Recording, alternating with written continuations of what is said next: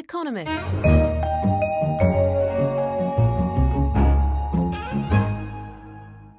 I'd like to introduce my next guest, who is going to talk about the looming crisis in brand value, something that we should all be concerned about. John Gertzmer is Chief Insights Officer at Young & Rubicam, which I'm sure you're all familiar with.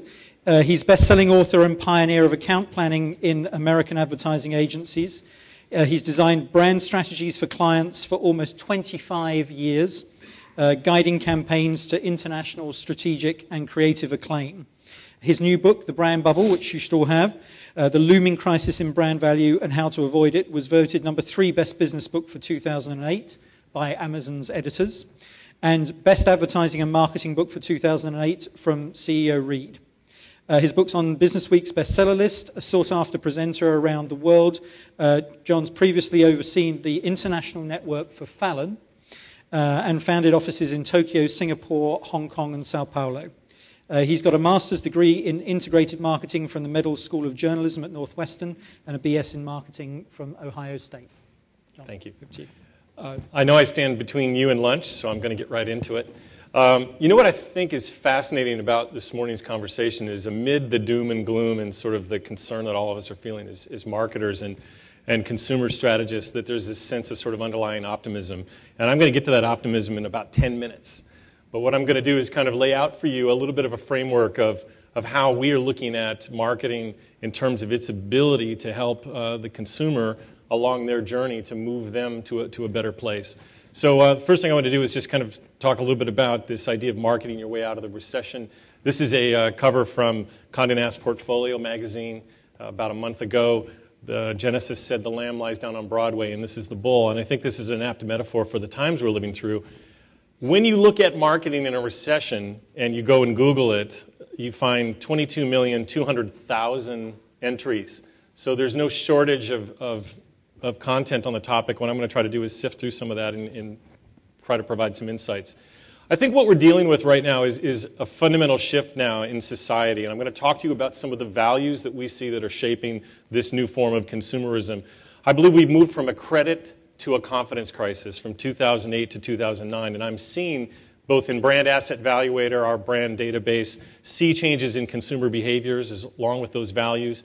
And I believe also that companies now need to not only change the way they do business, but look at these values as bedrock movements of new foundations of where consumers are going, and they need to find new ways to connect. Okay, so first of all, what do we do when we manage through a downturn into an upturn? The first thing we know in terms of business is that our focus is on superior cash flow and sustainable growth. Well, guess what? That's exactly what the consumer is doing as well. As you think about your business and you think about your consumer, think about your own household budget. I don't know what your situation is. I can tell you how we're focused on cash flow and we're focused on sustainable growth.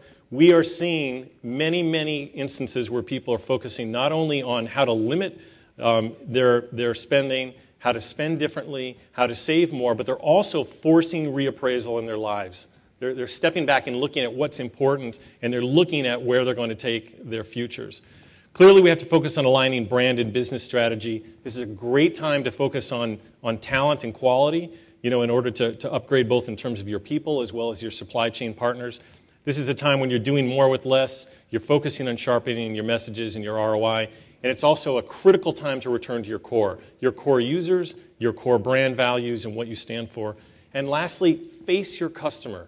If Wall Street has been accused of being indifferent to the plight of ordinary Americans, we can't turn around and now be indulgent and walk away. The consumer needs help, and you need to stand up and face them.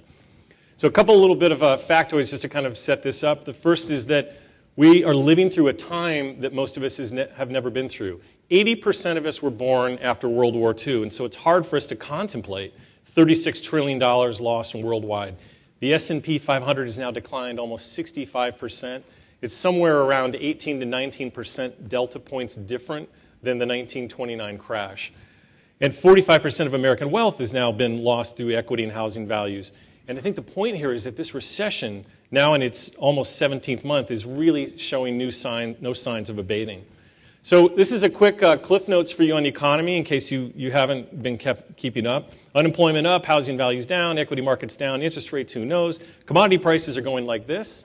If you're a mom in an average household and you're trying to budget You know, how do you factor in gas and food prices? You know, oil this time last year was about $140 a barrel. Now it's $40. So how do you plan for that?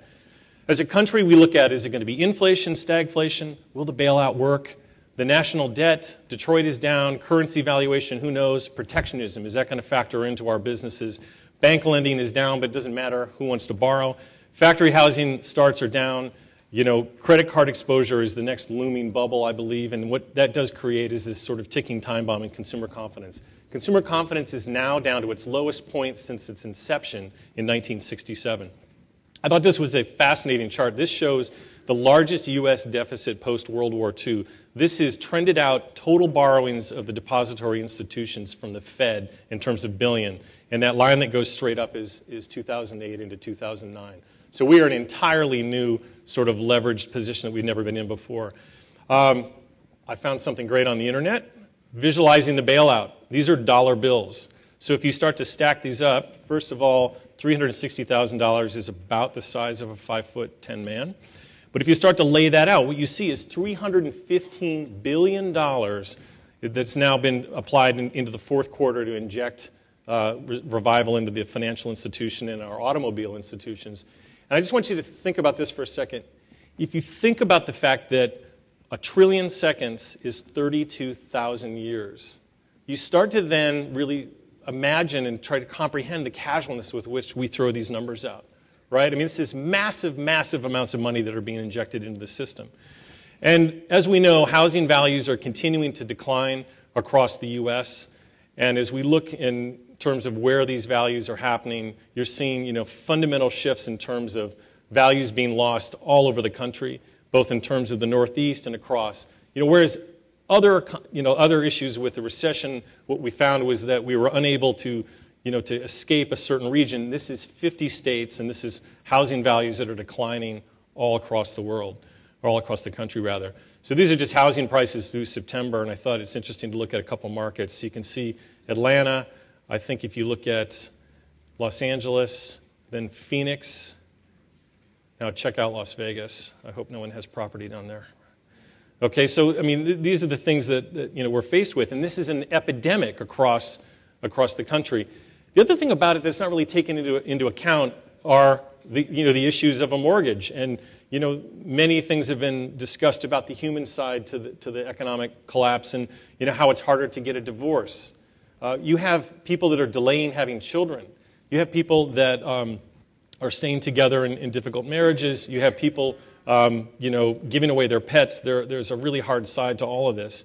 And as a result, we had 10% of our income tied up in HELOCs, and what we're seeing now is that Americans' homes are no longer their ATMs. This just shows us the net equity extraction of what's happened over the course of the last year or so.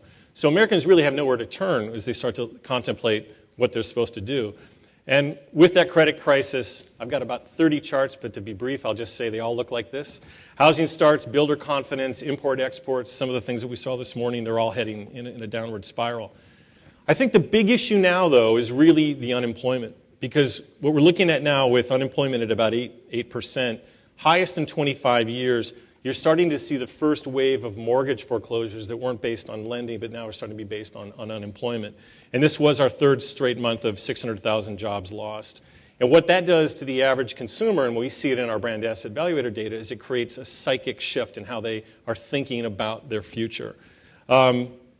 Really difficult. If you look at job recovery averages over the history, you can see this current recession is taking us straight down with really sort of no end in sight at the moment.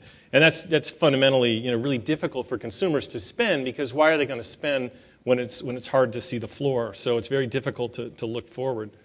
The other thing about this recession is it's equal opportunity.